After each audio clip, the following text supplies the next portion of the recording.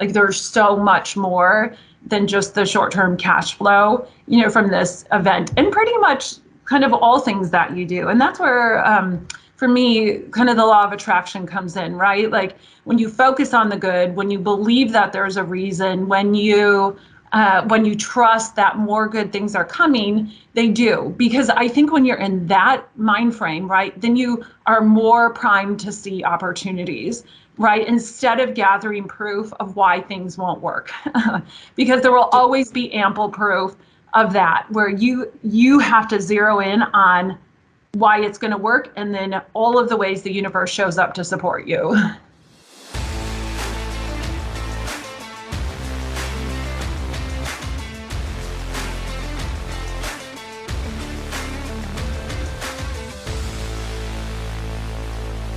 We're back with another episode of Over the Pint, the podcast that focuses on the fast-paced world of marketing, told through the eyes of industry veterans. There's not a lot of theory here. There's no theory here. It's all world practical experience. As always, riding shotgun with me, Mr. Kurt Lingle, Vice President of Celtic Advertising. Celtic is a full-service, award-winning agency located in Milwaukee's historic Third Ward. I'm Pat McGovern, Director of New Business Development at Acedia, an award-winning digital agency also located here in Milwaukee. Today, Kurt, we got another showstopper. Super pumped. Jamie Andrzejewski. How did I do? Killed it, right? That sounds good. Absolutely. Who is Jamie? She's the co-founder and, excuse me, not a co-founder. She's the founder and owner of Nourish Natural Products. This entire category, health, wellness, beauty, is a super hot category. And I'm super excited to have Jamie on here because, Kurt, I really believe her business is about to go from good to supernova very, very soon. And we could look back on this episode and go, hey, remember when we had her on there? Jamie is a heart center entrepreneur. She's very focused on the Milwaukee maker community, which I love. She's got a ton of passion for this. She's a smart businesswoman and a hell of a marketer. Jamie, welcome to the pod. Happy Cinco de Mayo. Aww, Feliz Cinco de Mayo. Thank you for that awesome introduction. And Patrick, we've known each other longer than Kurt, you and I have, but Patrick, thank you. You've been a huge champion for me and of Nourish since the day we met. So thank you for all you've done to pour into me and Nourish. Awesome, awesome. So we got a lot to cover, a lot of ground to go over. This is, Jamie's got just an amazing story. There's a lot of areas we want to go and probe into. But as always, Jamie, it's called Over a Pint for a reason. We'd like to take a few minutes to start the show, talk about what we're having. You've got the mic. Let us know. Sure. So because I have a workout later, I have a very bougie mocktail, and I made it with this amazing like artisan cocktail syrup. It's called Sip With. I met the woman at a Chicago makers market I was part of. So this is lavender honey. I mixed it with some mandarin orange sparkling water, a little mint, and some orange slices. Wow. Wow. Cheers. Oh, Cheers. yeah. Pat, do you want to just get Want me? to fold the time? Do you Should we just fold want the to? time? I'll take a shot, I guess. But here's the deal. Go. Jamie, I also have a commitment later on. I've got a business meeting, so I appreciate you being, you're being responsible. Me too.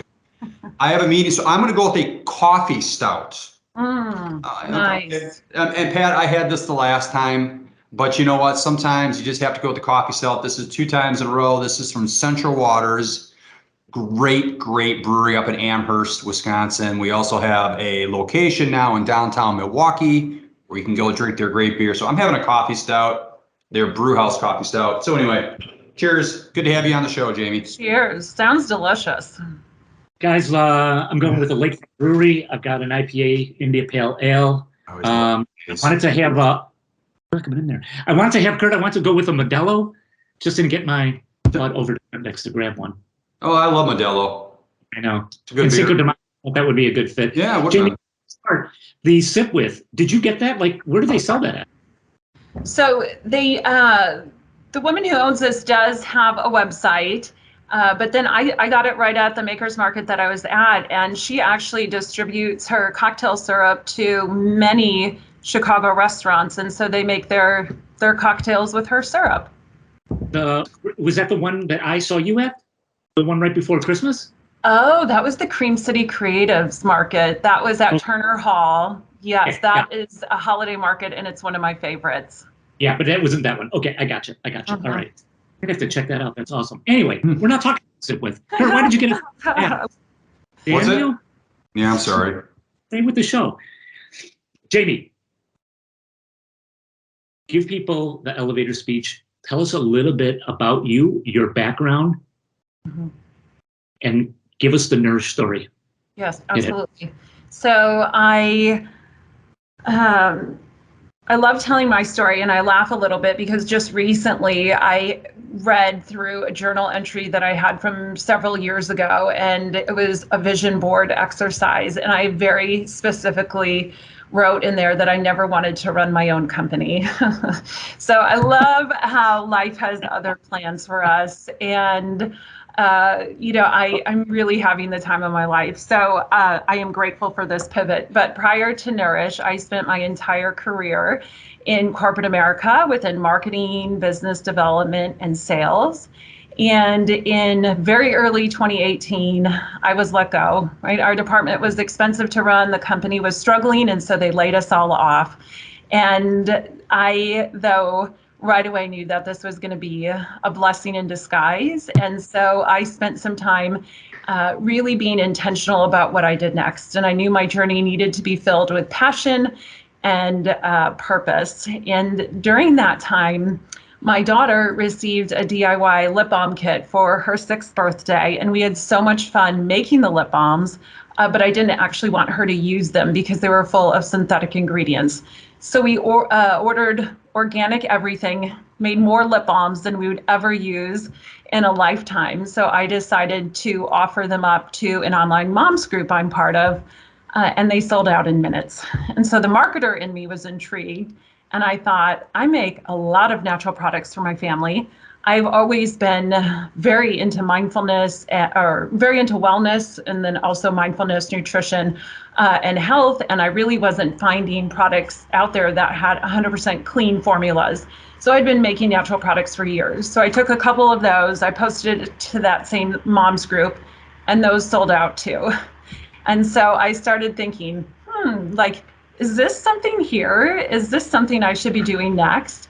And I had a friend who was also laid off at that time who decided to take training to become a life coach. And so I enthusiastically volunteered to be her practice client. And with that, we talked about what would it look like if I opened my own business. And she recommended the book, You Are a Badass by Jen Sincero, which is all about seeing opportunities everywhere and also changing your mindset from one of scarcity to abundance. And so I know that this is a crowded space, but I knew that there was room for me and how I was going to do it. So I shortly after set up at a farmer's market, and the rest is history. Jamie, can I ask you a question? Yes. So Pat, that's a pretty good elevator speech. Yeah. I mean, Pat asked you, give me your elevator speech, and boy, you just told us our story, your story pretty concisely and wow. Thank you. Yeah. I gotta ask you, go ahead. I knew from the beginning that if I was going to go down this path that I needed to fully commit, and so from day one, it wasn't like, let me just check this out and see if it might work. It was full steam ahead. I'm going to give this everything I've got. And so I've always showed up with that kind of mentality and that kind of energy. And so, yeah, from the beginning, really cool things happened. And I had the idea kind of right after, Easter that year, which was early April. And I set up and sold my first product with sales tax on May 31st. Yeah, Pat, I got to ask this question. Usually this is a question I like to ask later in the interview, but Jamie, just when she shared her story, the elevator speech, Jamie, a question I always love to ask guests at the tail end is, I am a big believer that things that happen in our life by chance, sometimes you take a left spontaneously and maybe that takes you to an opportunity that wouldn't have happened had you turned right, or you meet someone, strangers in the night, right? That whole concept. So I think I might know the answer based on your elevator speech, but I don't want to assume. What was in your corporate, where you are now, what was that crisscross moment? What was that moment that kind of by chance took you to where you are today? I think I might know because you told the story really well, but there was something that happened that you weren't expecting to happen, and all of a sudden here we are talking to you today about what you're doing. Yes. So I have always worked within marketing, right? I had a team, and at the last company I was at, my business development person quit, and we did not have budget to replace him. And so my boss said, "You need to do sales." And at the time, I thought that was the worst possible position ever, right? I just thought yucky thoughts about, the car salesman type of, persona or stereotype that's out there. But I had to learn how to do it. I needed to learn to do it in a way that felt right and, felt like I was coming from a place with integrity, and it was a win-win. And so I got to practice sales for years before I ultimately launched my own company. And I attribute so much of my success, to what I learned from those years as a salesperson. Jamie, let's hang on that for a minute, and we're going to bounce here if that's cool with you. So what did you learn? What were those things? What were those things that you took with you to Nourish?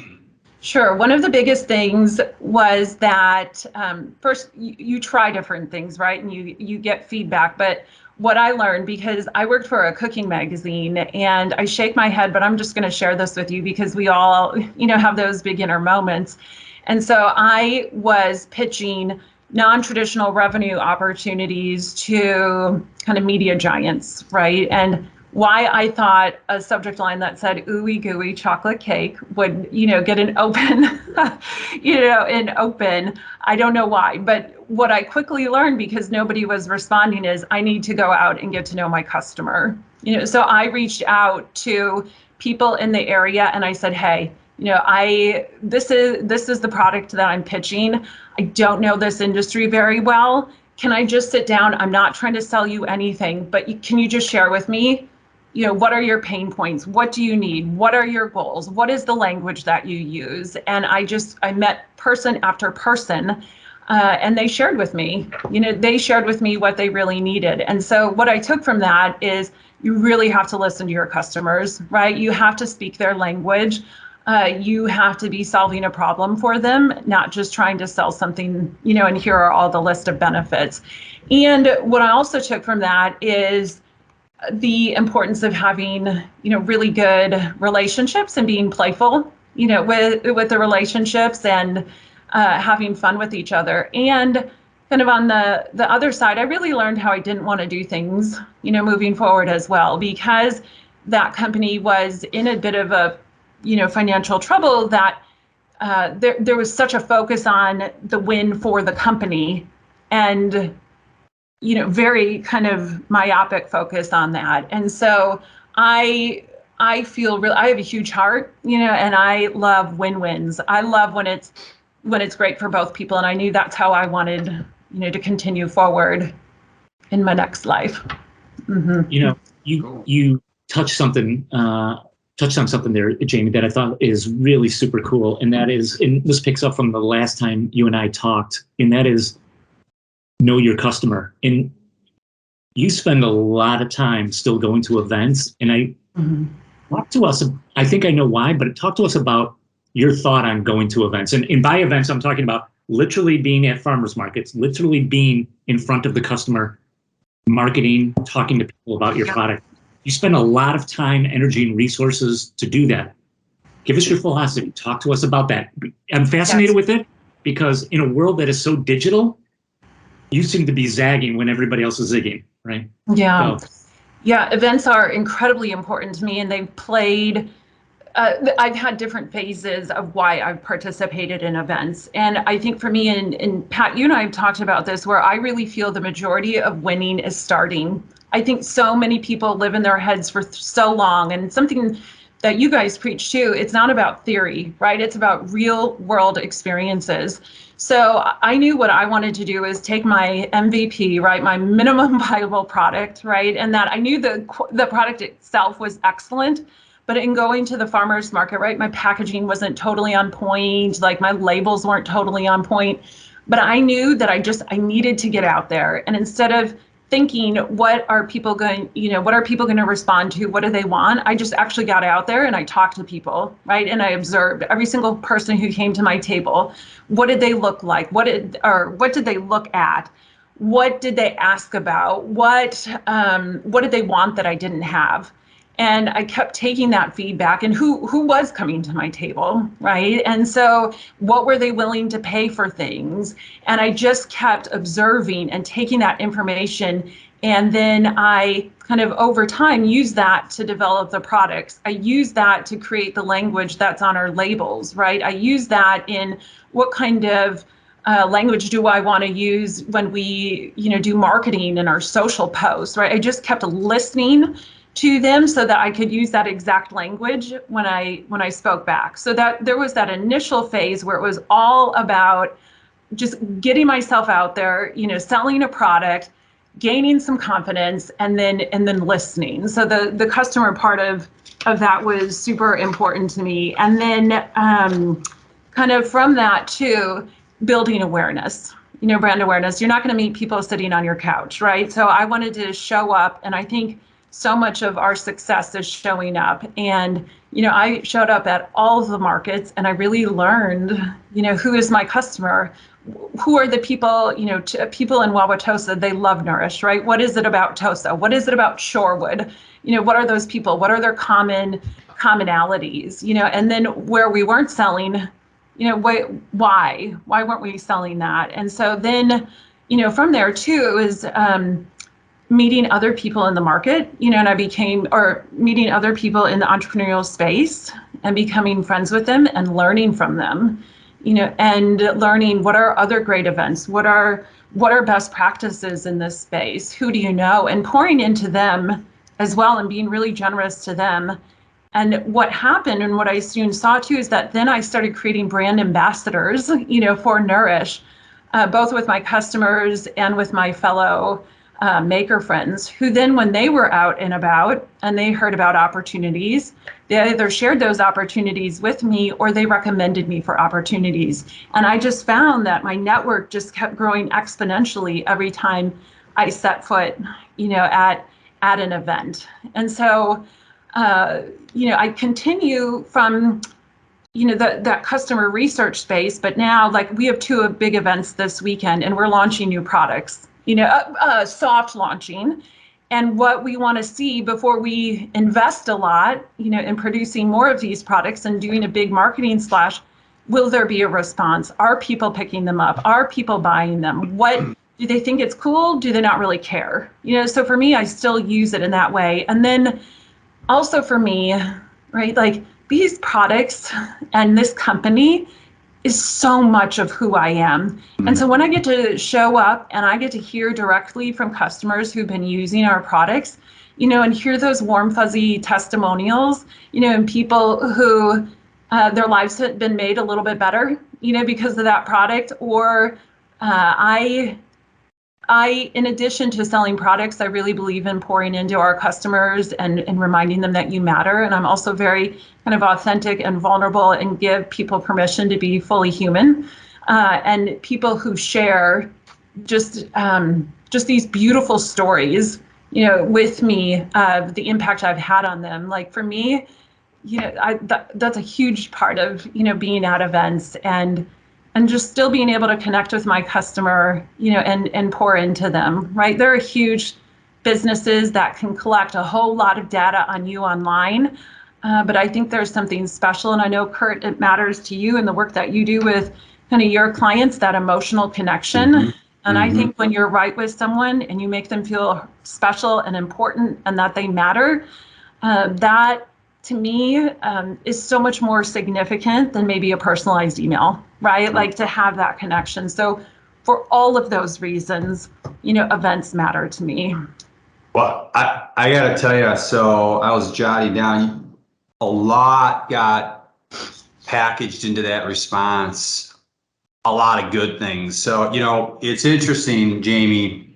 Clearly, first of all, the passion I'm hearing from you, you feel it. Even for people that are listening, they don't see, if they could see, they could actually see you. For those that will watch this, they can see it in your face, they can see it in your emotions. If they're listening, they're going to hear it. And it's believable. It's real. We can tell. You can a lot of times you can tell, and it's a little, over the top or BS. I love when you're talking about your approach, your process. You're very invested, and from just from how you, like you said, you get out, you talk to people, what's working, what's not working. I'm listening to you. I want to hear. I want to learn the language. I mean, it's hard to call BS on someone when you take that type of approach. And I got to tell you, that's a lesson for anyone, regardless if we're talking about, advertising or insurance or natural products. It really doesn't matter. And I'm also picking up a little bit on your, and again, as a brand practitioner, we work with clients a lot to figure out who's your personality, right? Brands, just like people have personalities. So I'm kind of figuring out now Jamie's personality, but brands have a personality too. Right. What is it? Is it the hero? You have a lingo that you're, and I don't know if that's something that you've consciously, is that something where it's like, it's little words I'm jotting down. Is that just part of your DNA? And that's because I think that's important. It all starts with the brand, and you're the epicenter of that brand. Mm-hmm. So, I mean, some good things. I don't know. It's like I threw a lot at you, but am I misreading it or am I spot on? No, I appreciate that so much. And I really believe in the Simon Sinek adage, right? That people don't buy what you do, they buy why you do it. And my why is the most important part for me of Nourish. And from the beginning, my biggest dream was to be able to use our products to gain brand awareness, to have a larger platform to speak out on what matters most to me, and that's wellness and kindness. So our mission at Nourish is promote wellness and spread kindness. And I use that all the time. And what that means to me is that people first, right? I love my people. I am authentic, and connection really matters to me. And probably a little bit to a detriment in terms of, we don't push sales, right? Like we educate, we encourage, right? But our language is never, you shouldn't use this product. Here are the really scary ingredients in here, and this is why you should use Nourish, right? It's not about scaring or shaming or judging people, right? It's wherever you are on your path, like you're welcome here and you matter. And we want you to stick around as part of this community.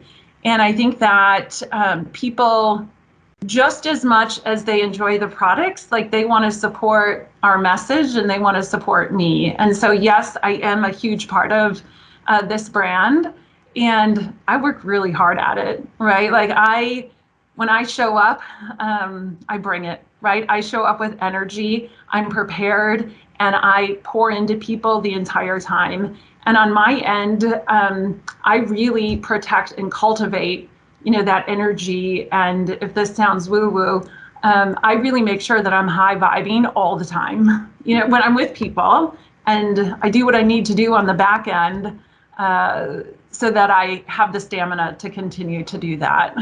Well, Pat, I'm going to pass the football off to you, but I want to put a period on this, and then Pat, you take it. Two things, Jamie. First of all, so far you've been on point from a brand perspective, which is a compliment, and you're highly believable in a good way. You're very genuine. So you're two things that I'm picking up on here. You're on point. Your speak and your brand is on point. Very believable. So Pat. So Jamie, one of the things that I really admire about you is your energy, your passion, your knowledge about the space and what you do, and your thoughtfulness and your willingness to learn. And I want to ask you though, like, I'm thinking back to like when you started, you just crossed the 4-year mark, right? Congratulations. Like your brand is taking off. You've got solid growth. You've got a very good head of steam going. How do you approach though?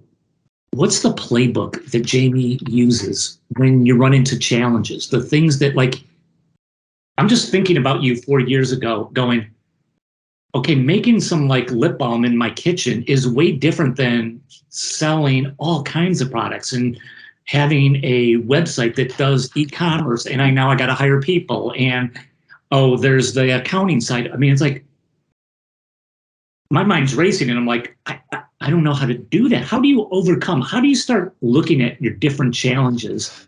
And the more you grow, they just have to become bigger in a way too, right? So share with us, how do you go about that? I very much know what my strengths are, and I try really hard to stay in my lane and then hire people to complement me and the growth of Nourish. And so I right away, right? So I kind of had those first product sales end of May, right? I had hired someone by June or July of that same year to make the products, because although it's fun to make products, that's not my passion, right? My passion, pouring into people and growing this business, because I know the bigger we grow, the greater impact that we can have, right? And so I hired someone to make the products.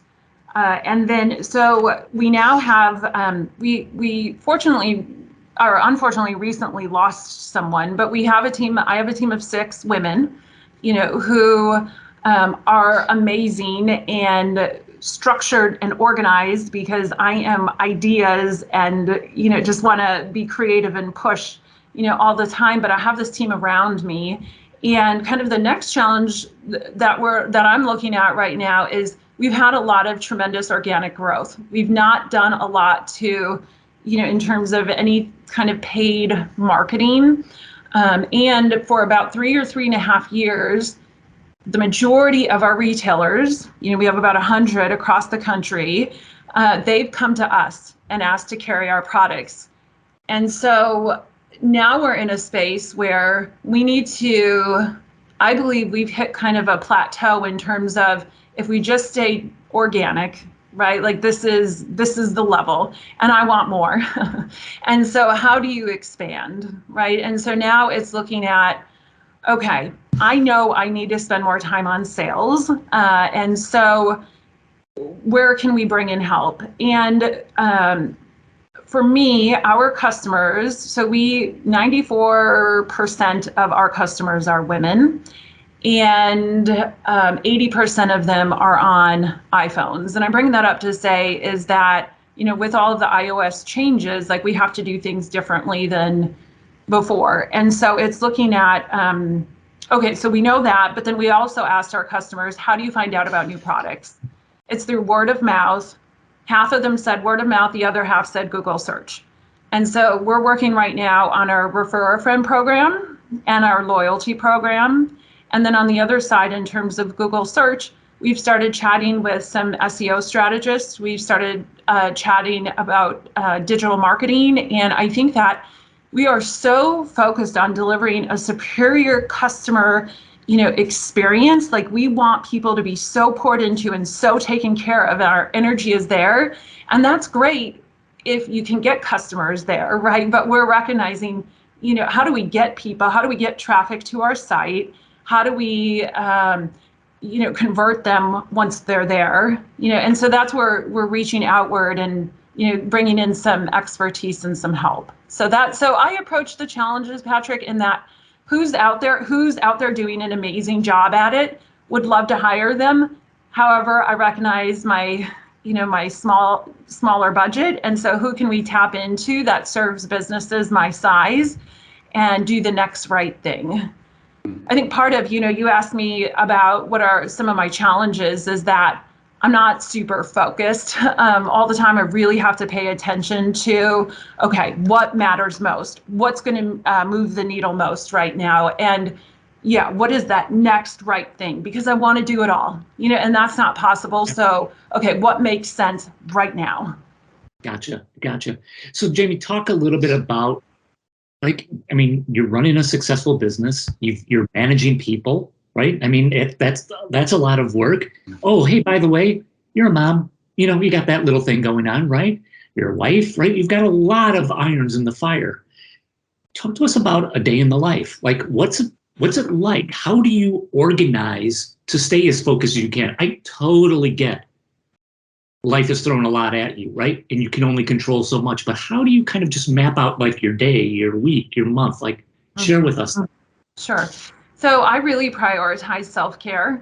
It's something that I preach, and I certainly practice it. And so I know I am able to push myself the way I do because for the most part, I take really, really good care of myself most days of the week, and so what that looks like to me is that I prioritize sleep. I prioritize yoga and mindfulness. I prioritize my meditation practice. I do a lot of gratitude journaling, and I also, I read my devotional, and I also practice the law of attraction.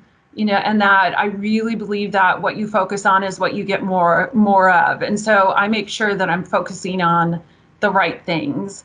And then kind of after that, in terms of what do I focus on? We've talked about business development, right? That's a big thing for me right now. Our marketing strategy. Right now, I develop all of our content. So I write all of our social media posts. I write all of our emails. I know that every time I get in stories, on Instagram or, that I'm visible, that helps, our brand.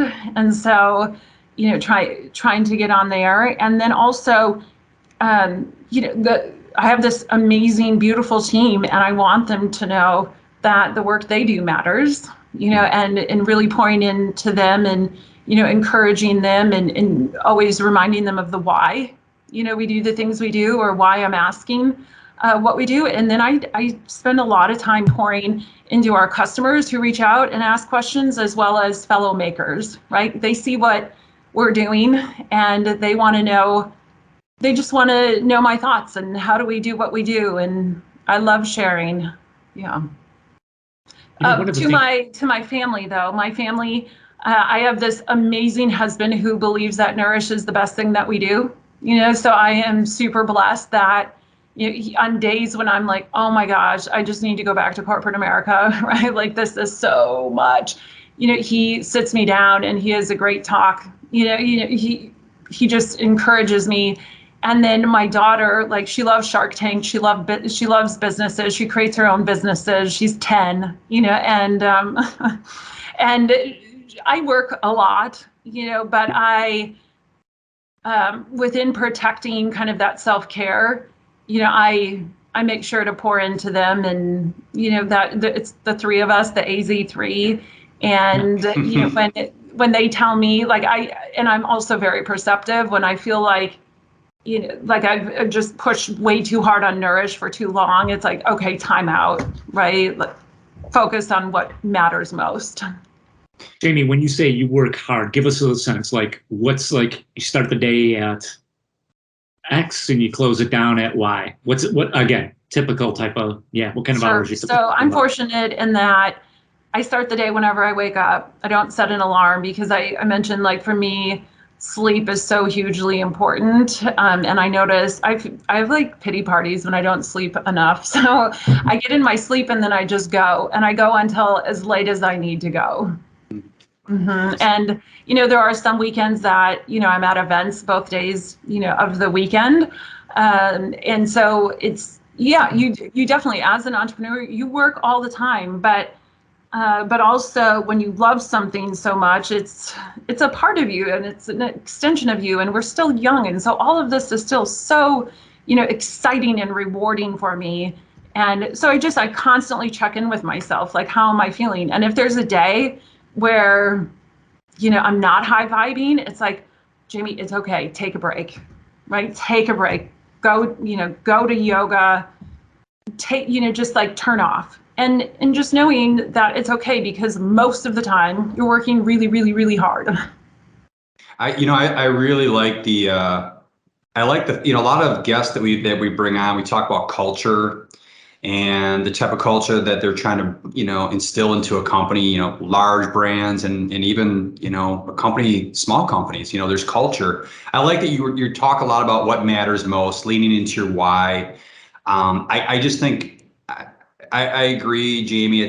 Attitude is so important, and we're all guilty of falling into that trap where it's like some days you're just like, but I think, by and large, when you have more good vibes around you, better things happen. You enjoy life, you enjoy your work better, you enjoy your it's a good thing. So I like that you really have that as a focus and a priority. The other thing too, I jotted down, I want to go back. I just wanted to underscore, Pat, you had asked earlier about the live events, and Jamie, then you were talking a lot about how it's important for you to get out, not sit on the couch. And I think that's really cool because Pat and I were talking about this before you jumped on. And I think over the last couple of years, by circumstance, we've had to rely on technology. We had to, right? And there's good things and there's bad things about it. But I think we're better together. And I think that's really how creativity happens and ideas and how you get to know your customers and the people you want to help. I don't know if that could ever replace it. I think, Pat, I think you said it best where you were saying, like, in a world where, I don't know, what was your term?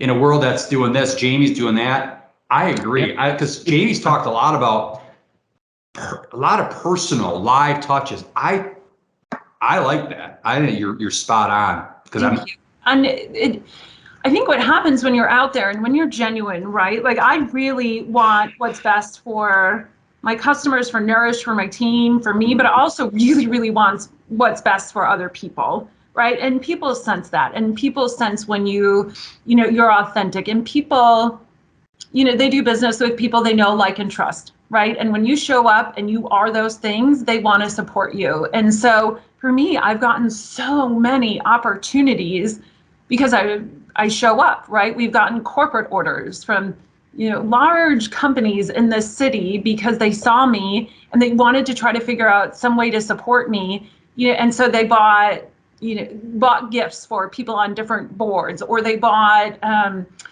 gifts for speakers at a conference, right? So we have that. You never know who you're talking to. And there was one event that I was at that months later that someone reached out to me from Costco, and they're like, hey, I met you at this event, loved your energy, loved your products, bought some, they worked. And we had a conversation about if it was the right time for Nourish to be at Costco. And we were still itty bitty, right? So it wasn't the right move, but this person was from, Costco, corporate, right? How would I have ever known that? And so you never know when you trust, right? Because there are some events where the revenue, is just not there and you feel a little bit defeated, but you remind yourself, like, there's so much more than just the short-term cash flow, from this event, and pretty much kind of all things that you do. And that's where, for me, kind of the law of attraction comes in, right? Like, when you focus on the good, when you believe that there's a reason, when you trust that more good things are coming, they do. Because I think when you're in that mind frame, right, then you are more primed to see opportunities, right? Instead of gathering proof of why things won't work, because there will always be ample proof of that, where you have to zero in on why it's going to work, and then all of the ways the universe shows up to support you. So, Jamie, how do you stay in that as much as you possibly can? I totally agree with you, but it's not always easy, right? Like, So just talk to us about your tricks, your hacks, your tactics for staying in that zone. Yeah, so every night, the last thing I listen to before I go to bed, there is kind of the law of attraction. There's this, Abraham Hicks wrote the book, Esther and Jerry Hicks. There's this, ask and it is given. It's all about the law of attraction. And anyway, there are like 15-minute snippets from different conferences or different things that speak to the law of attraction. So that's the very last thing I listen to. And then I go to bed. The very first thing that I do when I wake up is I pour my coffee, I sit on my couch, I read my devotional, right, get in a good mind space, and then I write my gratitude list, and when I'm in a really tough, if I'm in a challenging time, what I get out my notebook and I write down all the things that are working well right now, right? And then it's just, once you start, then it's, then you snowball and you're like, oh my God, right? All of these good things start happening. And then you're primed to look for that, right? And then all of these new opportunities start coming in. And so kind of when I'm, feeling challenged, right? That's something I pray. I'm like, you know what? I need a gift on my path today.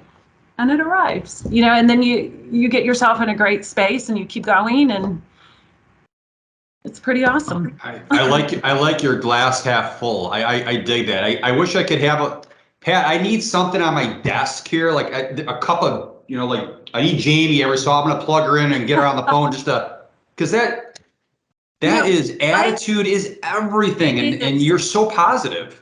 Thank you. Yes, and you can really look at it. And do I get upset and angry and discouraged? Absolutely. But here's what I do: is I step back and I attended a conference that was all about kind of using your business for good. And infused in that, there were like yoga practices and sound baths and all these different things. And one of the teachers there encouraged us on, morning one, it was, as much as you can trust, and I want what happens. And that stuck with me, and I want what happens. And so then in just looking at different situations when they come up, okay, what's the good that comes out of this, right? And I'm not saying there aren't icky situations and, things that come up, but what could be the beautiful on the other end of that, right? And so for me, a lot of times, because I obsess about the customer experience, when we miss the mark, right? When something goes wrong, like to me, that's like, oh, that's crushing. And okay, so what could be the good that comes from that? I could deliver excellent customer service, to show that person, one, acknowledge, I'm so sorry that happened. Two, here's what we're going to do about it, and then go above and beyond in delighting them, right? And now I've just won that customer for life, right? And so again, like, yes, acknowledging and feeling the feels when something truly challenging, and tricky happens, feeling that, and then what good can you do, or what good can come of it? Jamie, I love it. I'm just making a note here so I capture all of this stuff, because this is pure gold. I got to ask you, and we may have talked about this before, but what have been the biggest surprises for you along, right? I mean, give us the good, give us the bad too. Like, hey, boy, I thought this was going to be a lot easier and this was tough. And holy shit, I thought this was going to be really easy or really hard, and it was super easy. Like, give us that. I would love to get your take on what you thought and learnings. So I feel so blessed that what was maybe my biggest liability in corporate America is my biggest strength as an entrepreneur. My big, soft, beautiful heart, right? Where, so being fully embraced for who I am has given me so much new confidence and just this excitement, and just wants me to I just want to give back even more. So that has been absolutely incredible. I have been wowed by the strength and the vitality of the Milwaukee entrepreneurial community. As I've looked to extend our footprint, I've gone to other markets that I thought would be much more advanced, or just ahead of us, because I think as, Milwaukee, we think of ourselves as underdogs, right? So I've gone to these other places and they're not nearly, as integrated and as vivacious as we are here. So that to me is awesome. And the amount of resources available, right? That I know that kind of the startup space, that sometimes, the different papers will knock us. I've had the opposite experience. I've had so many opportunities given to me, so much help given to me and support, and people just absolutely willing to help. And so those things have been truly wonderful. I kind of challenges. I knew it took some money to run a business. I didn't know how much money, and when you want to bootstrap, right? Like, okay, well then what are my options there? And so that has been eye-opening to me. I thought that even though intuitively I knew that you don't want to be all things to all people, we created so many products. So at one point we had over 85 different products, and kind of the feedback I've been getting from different mentors, really narrow in. It's kind of a challenge because these are all my babies. I love every single product, right? So to discontinue and to phase some of those out, and but I get it. You really focus in on your best products, your best sellers, so that your time and energy is going into what works for you and not spread thin across, your whole lineup. Mm-hmm. Jamie, we have the opportunity on this podcast. We've been talking to so many different types of businesses and so many different types of people, big brands, small brands, everything in between, and just a wide variety of people. We interviewed the very most recent interview we conducted. It hasn't been posted yet. It was with a woman by the name of Carrie Tingley, and she is the vice president and general manager at ginormous manufacturer. Pat, I think it was like 17 point some billion dollars. But we asked her a question from a leadership perspective, what advice she would give, and you've been equally impressive. And I guess I want to ask you too before we're done here. Because you have a lot of experience from the corporate side, but also over the last 4 years as an entrepreneur, starting a business, which is not easy. It is not easy at all, to start a business.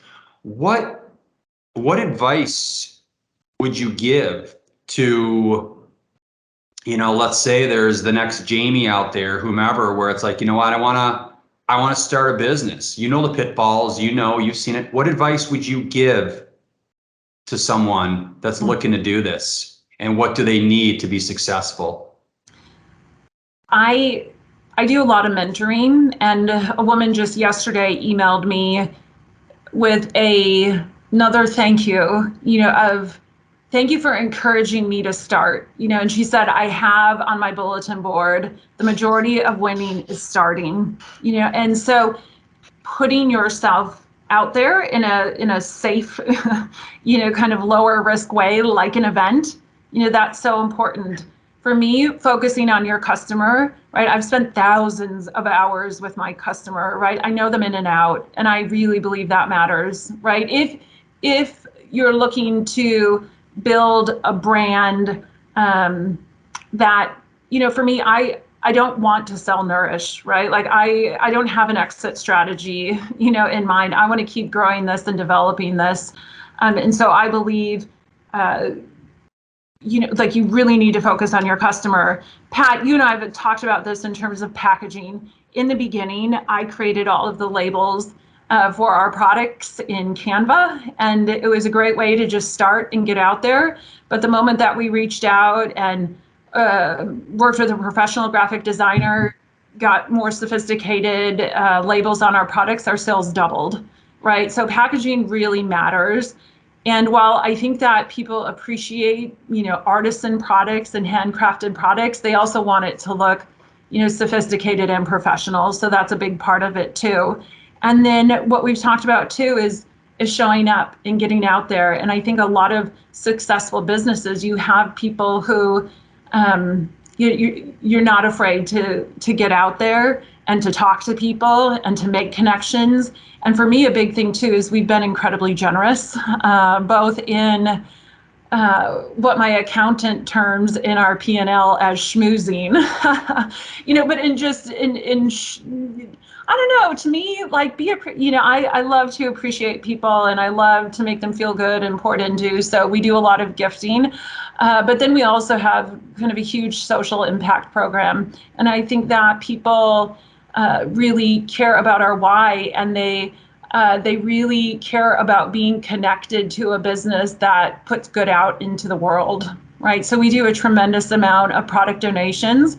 And with the product donations, my team, they pick who we give it to, and so that's super cool, especially if they have, a beloved charity or, a beloved cause, then we'll figure out a way to get them products. And we also do a lot of financial donations, and we do that by rallying kind of our community and our followers. So yes, Nourish gives, but we also, get our community to get on board with that. I mentioned to you, I do a lot of mentorship, and then and I do that both with entrepreneurs, but as well as students. Have a really great relationship with UWM and the Bar Entrepreneurship Center, as well as Cardinal Stritch.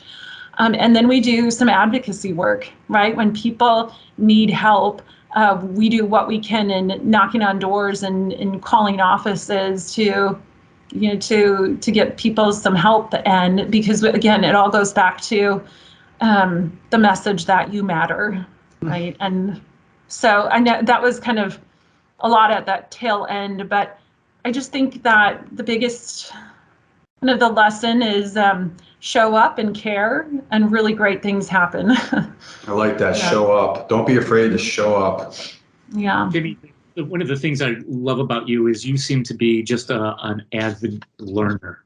You always seem to be like trying to improve, trying to understand things, trying to just gain more knowledge. And you mentioned a lot of things that you listen to. You mentioned a lot of things that you kind of do throughout your day. What other books, podcasts, films, whatever it is, what kind of content are you consuming that just kind of fills the Jamie A tank, right? Yes. And gives you that knowledge.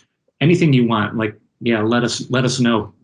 Isn't it cool? Like, what is I have Audible. Is it $14.95 a month? I don't remember, or per credit. But to me, I heard someone say, like, that has to be one of the most incredible values out there in terms of a book, or, that you have someone who's honed their craft, maybe 20, 30, 40 years, and they have packaged it, into the most important point.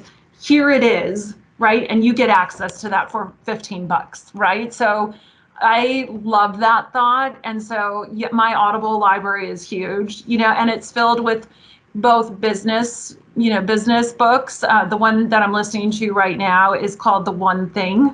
And it really is helping me with being able to focus and identify what matters most right now. I also really love Greg McKeown. He wrote Essentialism and Effortless. There's probably a theme going there, and, right, like focusing. But then I also, from the wellness side and the mindfulness side, I listen to a lot to fill my tank there. I love Glennon Doyle. She has the We Can Do Hard Things podcast. Jen Hatmaker, For the Love podcast. One of my business coaches, Julie Cossack-Collins, she has a podcast called Women Who Open Doors. She's based here in Milwaukee. I listened to your podcast, right? I just listened to the one with Dawn from Break, and I loved that she offers services for small businesses like mine. I thought that was super cool. But then in terms of kind of within my industry, there are different Facebook groups of makers across the country, product-based business owners who are so willing to share best practices, which I think is super cool. And then just like some different industry newsletters. One in particular that I like, it's the Indie Business Media newsletter. Yeah, but and then, places like we talked about, we're all part of the Utopia Network, right? Where there are always speakers. There's this awesome group called the Product Boss. And for me, it's super important to listen to product-based business